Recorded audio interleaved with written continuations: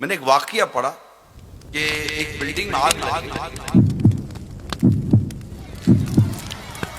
چاروں طرف آگ ہی آگ، لوگ باہر جمع ہو گئے، آگ بھڑک رہی ہے۔ اب اس بلڈنگ میں ایک فلیٹ تھا، اس میں ایک عورت سو رہی تھی۔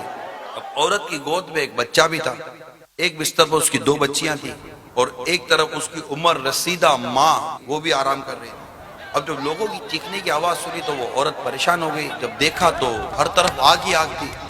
اپنے دونوں بچیوں کو اس سے جگایا، بچیاں بھاگ کر چھت پر چڑھ گئی، آگ کے شعلے فلیٹ میں آ گئے۔ اب بالکل جیسے کہ اب جلنے جیسا ہو گیا تھا۔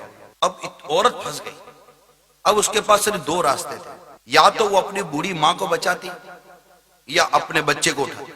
بوڑھی ماں چل نہیں سکتی تھی، آنن فانن پتہ نہیں کیا تھا، اس نے فیصلہ یہ کیا کہ ماں پر ہاتھ رکھا، ماں کو لیا اور ماں کو لے کر چھت پہ چلی گئی، بچے کو چھوڑ دیا، اور اوپر چھت پہ جا کر بیٹھ کر پھوٹ پھوٹ کر رونے لگی۔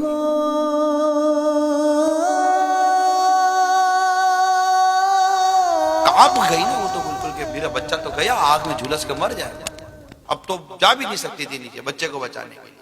خیر چھت پر بیٹھے رہے، جیسے ہی آگ بجھی اچانک آواز آئی، سبحان اللہ، ماشاءاللہ، بچہ بچا ہوا ہے، بچہ بچا ہوا ہے، بچہ بچا ہوا ہے۔ اور تھوڑی دیر کے بعد اس عورت کو پتہ چلا کہ میرا وہ بچہ جس کو میں آگ میں چھوڑ کر گئی تھی، اللہ تعالیٰ نے اس کو بچا لیا، ایک خراش تک نہیں آئی۔